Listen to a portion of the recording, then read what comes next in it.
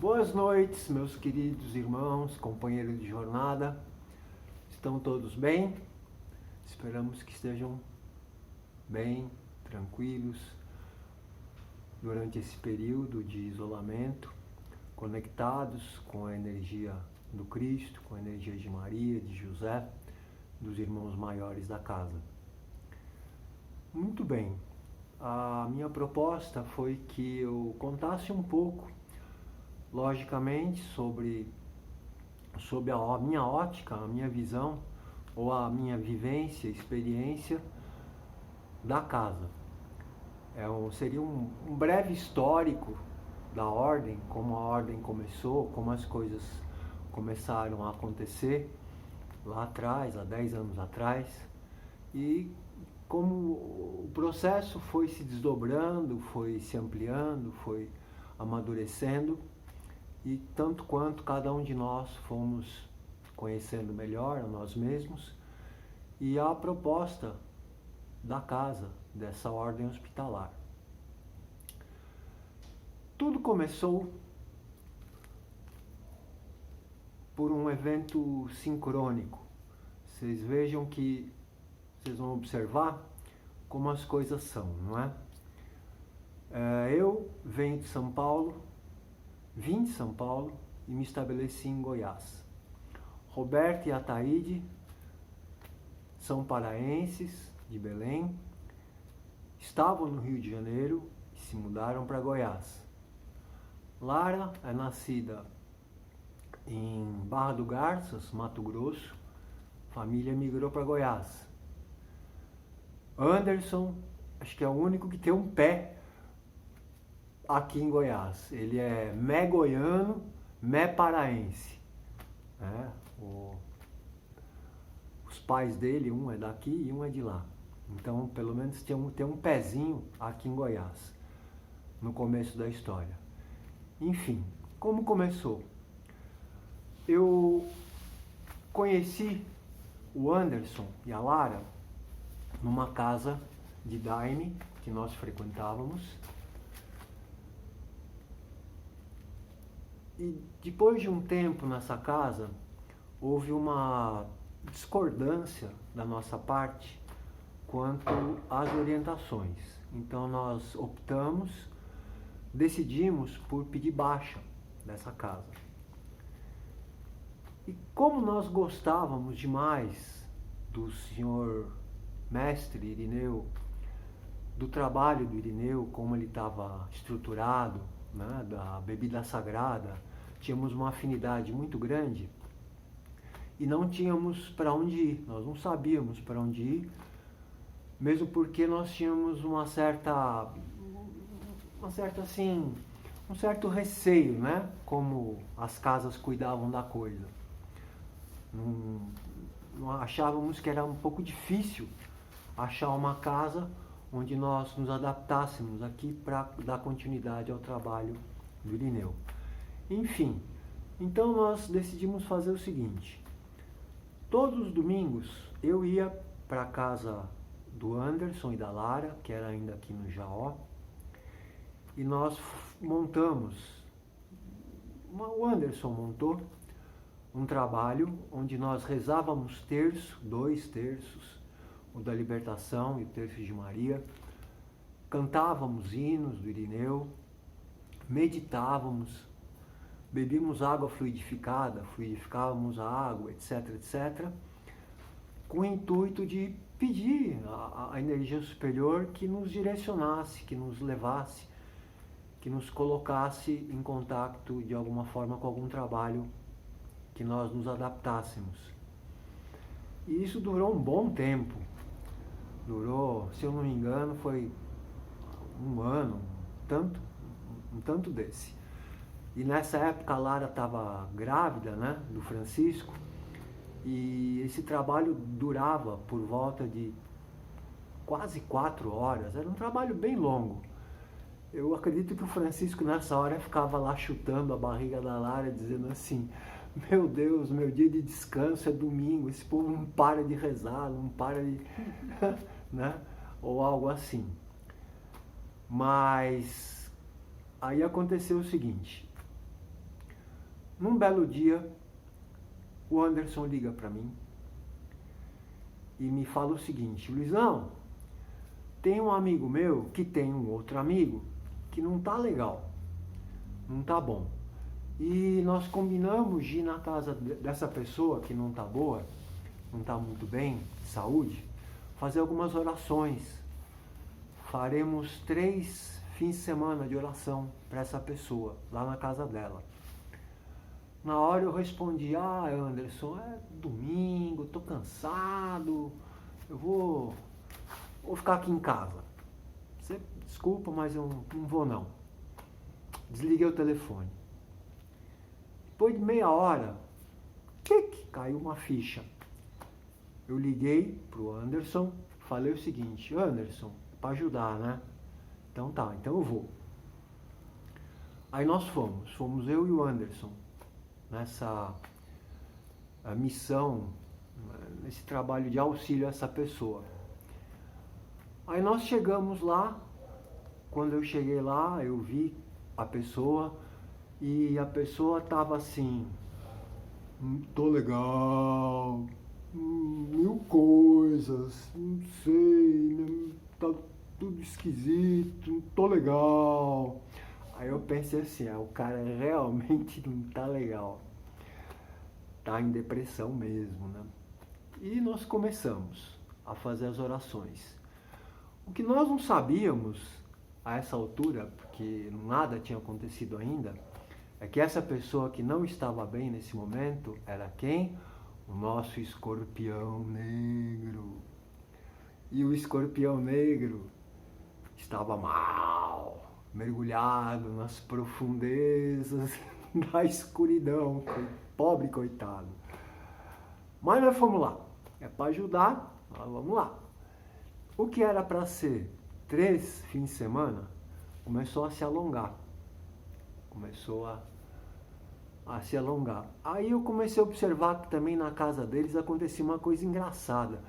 Logo no primeiro dia eu observei assim: aí apareceu um gato, 2 gatos, 3 gatos, 5 gatos, 10 gatos, 20 gatos. Eu pensei assim: gente do céu, de onde que tá vindo tanto gato junto aqui? Aí eu vim conhecer o irmão do escorpião negro, que era o índio velho, o porco espinho. Ele já, assim, já cuidava, né, dessa prole gatística, que ele não abre mão de jeito nenhum, ou porque ele adora gato, ou porque ele não gosta que tenha rato na casa dele, porque o tanto que tinha de gato lá, impossível, né, um ratinho, pobre coitado do ratinho, chegar para entrar lá, não tinha jeito. E aí começou. Então juntamos em 5 pessoas: o Anderson, eu, o Roberto, o Ataíde e a pessoa que juntou os dois, que era o outro ancião, que seria o outro ancião, que depois de um rápido período na casa, 1 ano e meio, no máximo 2 anos, ele sumiu, escafedeu-se, abriu mão do trabalho, né? Não quis mais continuar o trabalho. Continuamos nós 4. Então esse foi o início do trabalho. Depois de poucas semanas, o Roberto começa a receber comunicações psicográficas. E numa delas, né, nós estávamos fazendo esses trabalhos na casa deles, lá no Jardim Novo Mundo, e numa delas eu estou do lado dele e estou só vendo, né, o caboclo lá mandando ver a caneta no papel. Quando chega no final, a assinatura eu consigo ler. Está assinado Emmanuel. Aí eu olho pro Anderson: o Emmanuel tá assinando a coisa aqui, né? E fazendo um breve parênteses, né, em relação a isso, né? Eu nunca levei a sério, nunca levava a sério essa conversa de espiritismo. Para mim, isso era uma besteira, isso era uma bobagem, isso era um absurdo. Não que eu fosse um materialista convicto, mas eu achava realmente e deliberadamente uma besteira. Da mesma forma que eu achava Umbanda uma coisa de batedor de bumbo, de gente que só ficava fazendo coisa esquisita. Tanto que a única vez, há muito tempo atrás, que eu entrei numa casa de Umbanda, eu não tinha como sair lá de dentro, não tinha como, porque estava todo mundo fechando, né, a passagem e batendo, e eu fiquei de uma forma traumatizado que eu subi no muro, saí pelo telhado e nunca mais entrei numa casa desse gênero.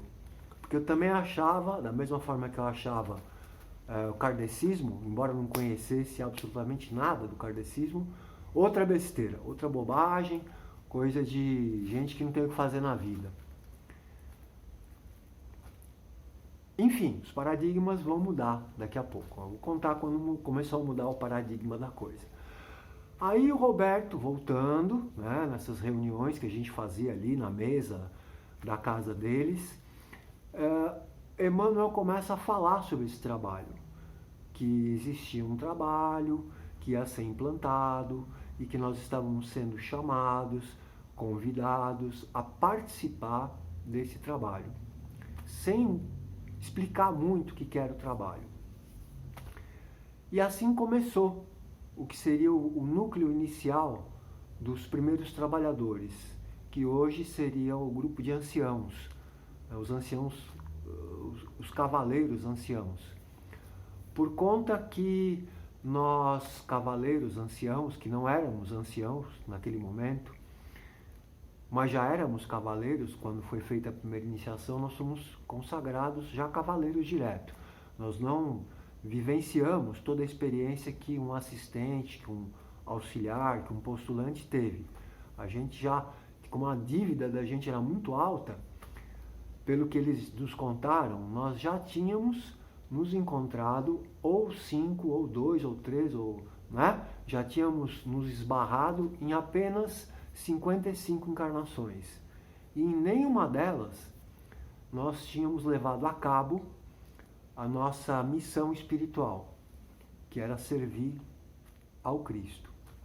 Já tínhamos servido ao Cristo, mas a nossa forma de ver o serviço missionário do Cristo era um pouco diferente, né? A gente ia para o pau, a gente ia brigar com o Oriente, né? A gente achava que Jerusalém era propriedade da Santa Igreja Católica Apostólica Romana, e a gente ia lá brigar e ficou por lá, né? Já morreu lá mesmo.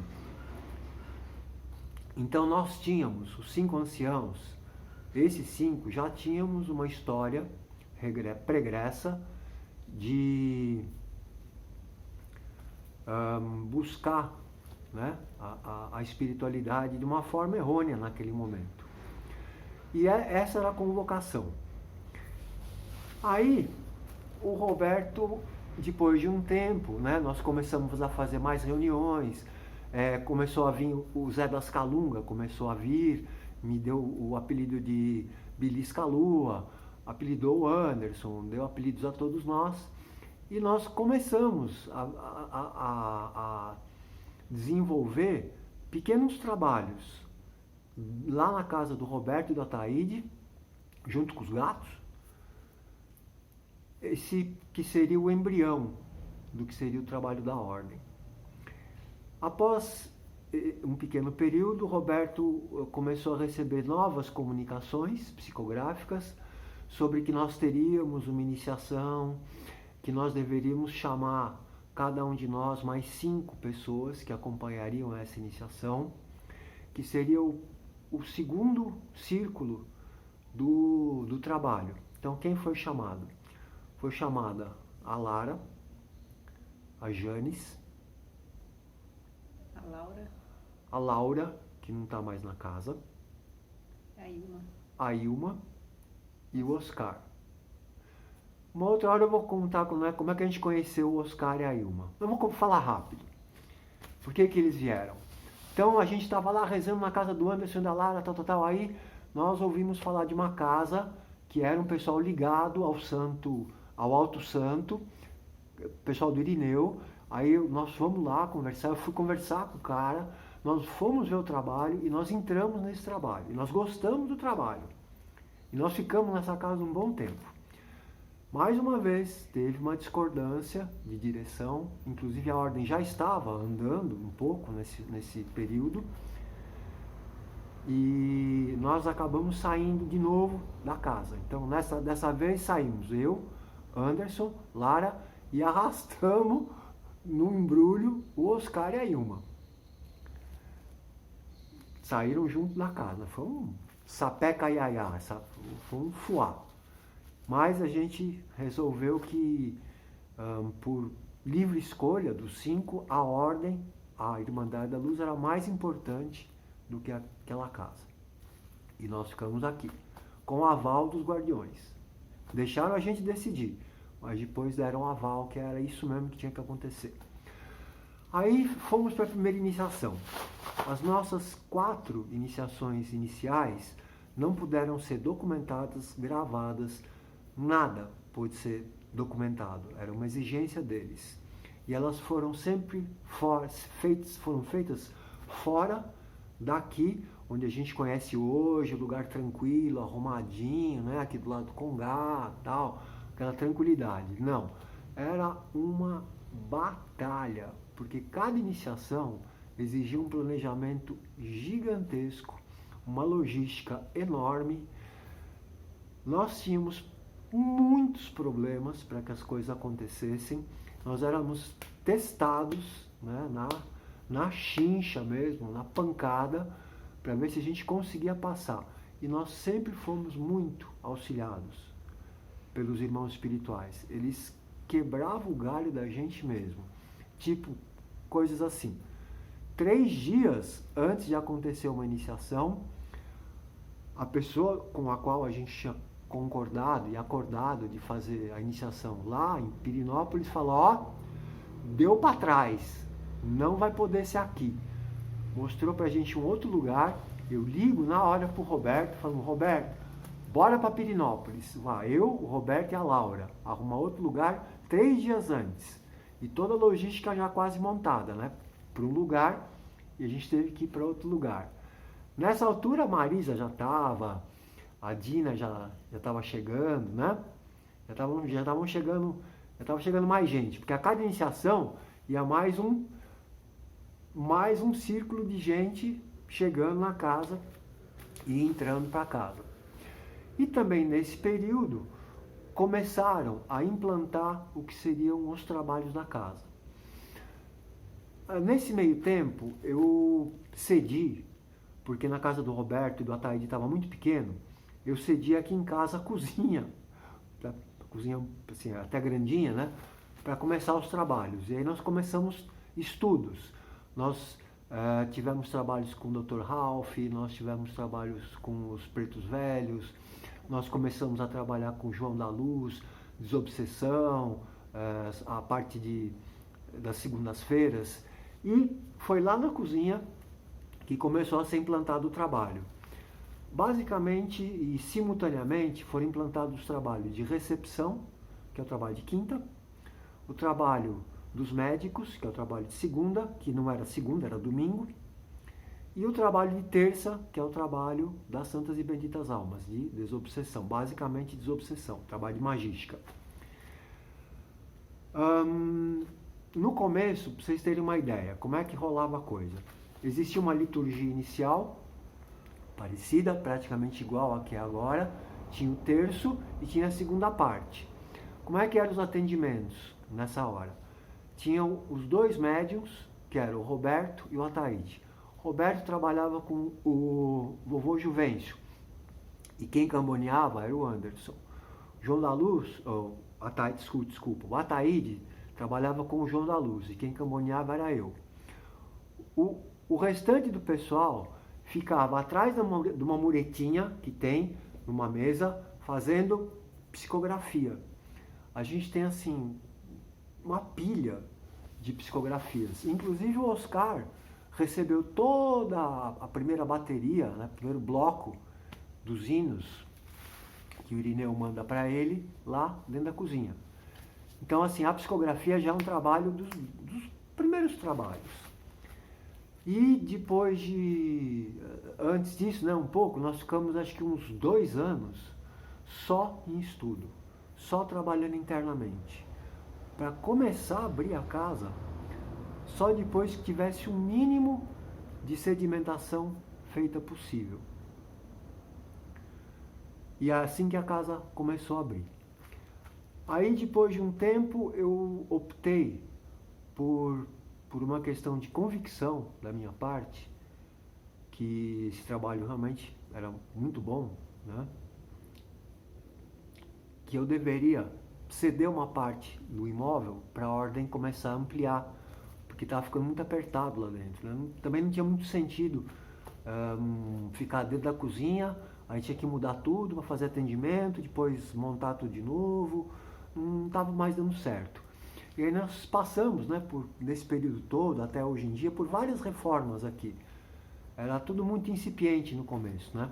A terça-feira os guardiões começaram a trabalhar, o pessoal que era assistente começou a trabalhar, tinha a Alice, filha do Anderson, que atendia, tinha a Kalina que atendia nessa parte de desobsessão, e foi sedimentando, né, muito devagarzinho o trabalho. Nós fomos aprendendo na marra como se fazer desobsessão, como que a gente deveria atender nas quintas, a massoterapia e parte de símbolos. E foi assim, muito intenso tudo. Muito mesmo, muito intenso. E no desdobramento da coisa, né, as coisas vão caminhando, vão ampliando. Eles iam nos propondo integrar novos trabalhos na casa. Bom, esse foi o início, né? Assim, mais ou menos a história da ordem. Eu sei que a experiência que eu tive não é a experiência que nenhum dos outros teve. E quando nós fomos conversar no domingo sobre isso, eu vou pedir para a coordenação do Raio de Luz deixar os microfones do pessoal que é ancião, que é dama, que é cavaleiro, que queira dar o seu pitaco, falar sobre a coisa. Falar sobre o seu ponto de vista, a sua visão do que é o trabalho. E só fechando uma coisa sobre a minha experiência, né, na ordem. Como eu falei, espírito, umbanda, espiritismo, para mim era uma besteira, uma bobagem. E um dia eu não falava nada, não perguntava nada para os irmãos.